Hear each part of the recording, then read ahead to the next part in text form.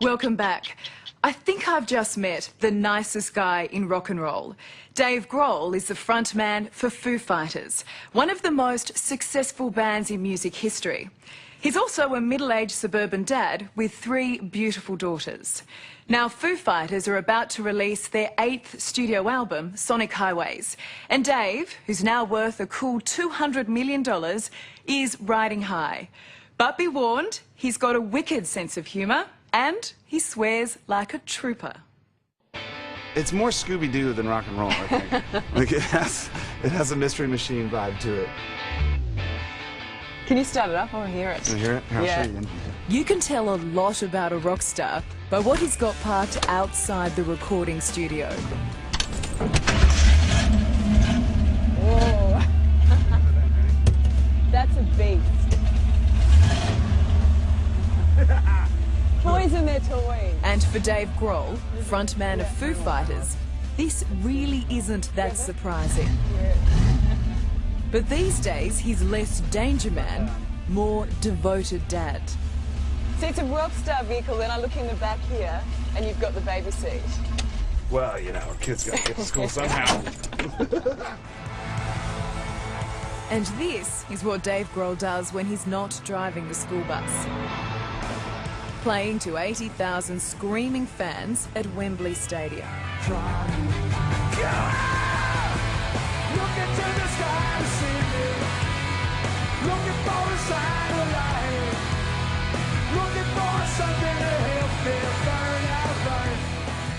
Foo Fighters are now one of the most successful rock bands in music history.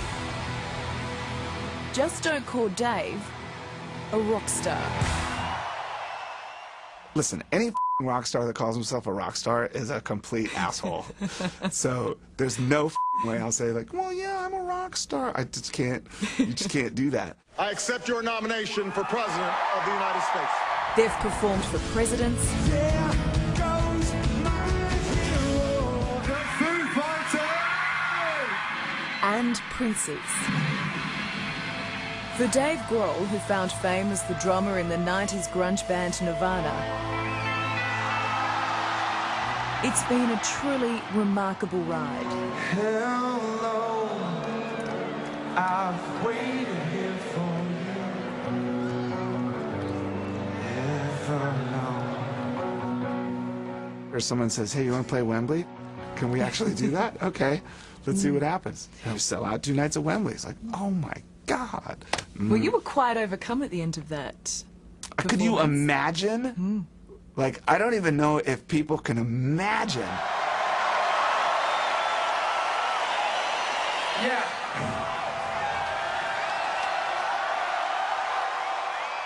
Going through everything that I'd gone through with Nirvana and watching that band like reach these incredible highs and then just end, and then to have like a second chance was just like, oh my God, it's crazy, you know? Dave grew up just outside of Washington, D.C. Obsessed with music, he would spend hours listening to records or playing in local hardcore punk rock bands. Were you any good at school? No. I'm sorry, I'm going to cuss a little bit in this one. No, I was not a great student. I mean, honestly, like, I'm a high school dropout. No one taught me how to play the drums. No one taught me how to play guitar. So everything that I do, I just kind of do it the way I think it should be done. When Dave joined Nirvana at age 21, Kurt Cobain was the frontman.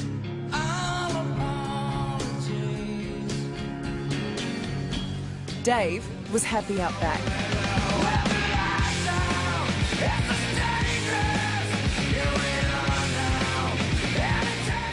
Drumming was great, you know. I had this enormous drum set and really long hair in my face, and I could hide in the back and just beat the shit out of it.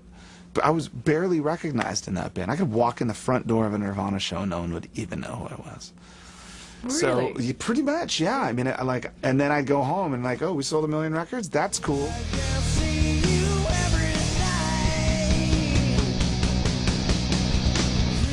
Every once in a while, I'll see like a new young band get thrown into the spotlight, and I look at them and I'll think, God, how are they going to handle that? I actually have sympathy or empathy for Justin Bieber sometimes. What? Like, what do you think's going to happen? You just gave a 16-year-old $100 million. What the f would you do? For Dave Grohl, that early taste of success with Nirvana came to a sudden and tragic end when in 1994 Kurt Cobain took his own life.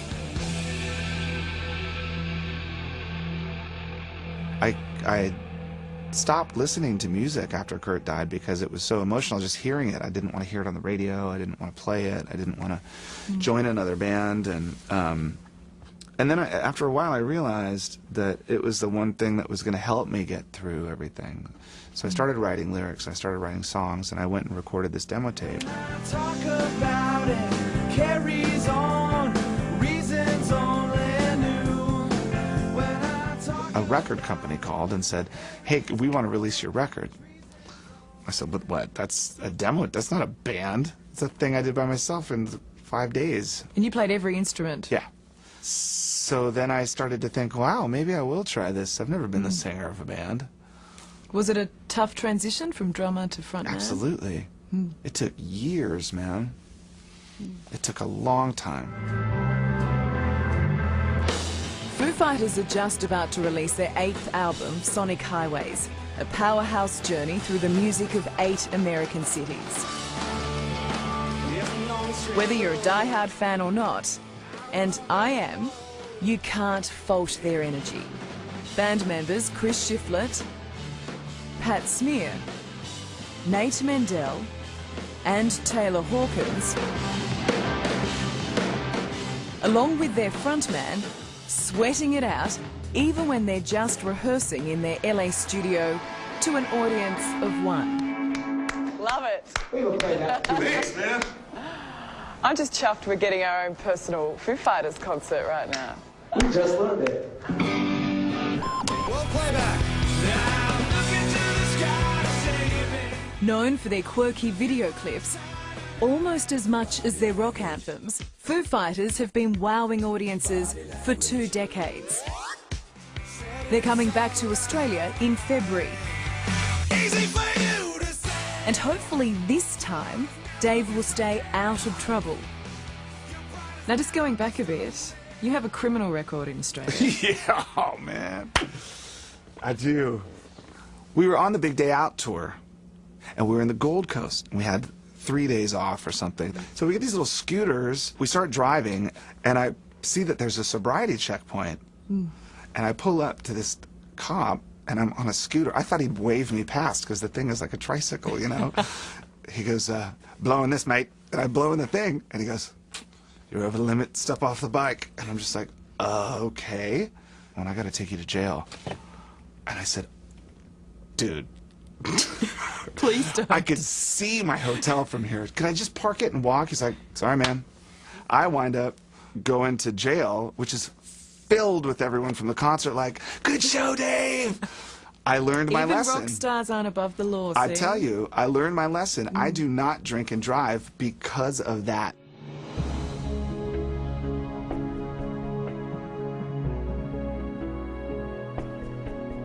Dave's next encounter with Australia came from an entirely unexpected quarter. When rescuers at the collapsed Beaconsfield mine in Tasmania finally opened up a narrow airway to the trapped miners Todd Russell and Brant Webb, Brant had just one request: an iPod loaded with Foo Fighters songs. It just, like, it really blew me away. It really changed everything. And They wanted food, water, and your songs. you know, I think honestly they wanted our record just to drown out the sound of the drilling. But I was flattered nonetheless. It's a really loud band. Yeah. What's gonna make this drilling sound stop? Just put on the Foo Fighters. Here they come. There it is. Look, they're back. When the 2 men finally emerged after 2 weeks underground, Dave Grohl wrote Brant a song. I'm going to call it The Ballad of the Beaconsfield Mine. I wrote this little acoustic piece, an instrumental, that I thought I would dedicate to him. See, this is why people say you're the nicest guy in rock. I don't know if I'm the nicest guy. The Coldplay guy's really nice. I don't know if you met the Coldplay guy. The Coldplay guy, of course, is Chris Martin. Looking at some of the Foo Fighters videos, you could get the impression Grohl is having a crack at his rival. Not so, says Dave. I've never said anything bad about Chris Martin. We've known each other a really long time, and we've always shared this really funny back and forth. And he actually was the one that connected us with doing this Invictus Games thing that we just did. That was Chris. That was Chris texting me saying, "Hey, is it okay if I give Prince Harry your cell phone number?" I said, "Okay." Like, of England? And so did Prince Harry call you? Yeah. What did he say? He said, "Hey, this is Harry." I said, "What's up, man? What do you got going?" And it wouldn't have happened if it weren't for Chris Martin.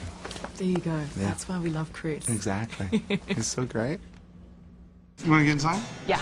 Okay. Black and white? Yes.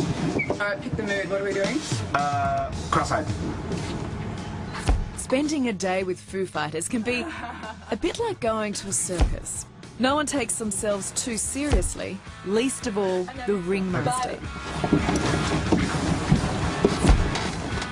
Here at Studio 606, their hangout in LA, there's 20 years of music history on the walls.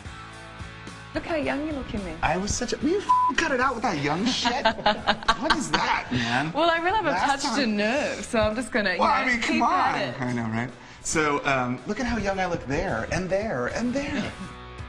Oh, this is Oh my God, that's beautiful. Violet when she was, 2000. She was about a year old. it. The band tours less these days, not, Dave says, because of bad knees or creaking backs, but because they all have families. You think the backstage was crazy 12 years ago? You should see it now, man. Kids could tear up a backstage faster than AC/DC ever could. It's a little different to the early days when it was 10 shots before every show. Well, that's what the nannies are for. I'm kidding, that's a joke. But I just want to get home safe now. Like, I just want to play my music and go home. Home to his 3 young daughters. Well, what happens when they, when they're teenagers? I don't know what I'm going to say when that first tattoo walks in the house. Or when I find the pack of cigarettes in the back of my car, or whatever it is. I'll cross that bridge when I get to it. Get a shotgun. I might already have one. Whether he's playing protective dad Everyone's got the chains to break, or rock god, holding you. Dave Grohl is exactly where he wants to be. When someone get in the bed, the bed to you. People could talk about the good old days. Well, that, man. This is great. You know what I mean? Like that. Do you ever think I want to do something else? Nope. I don't know how to do anything else. This is it.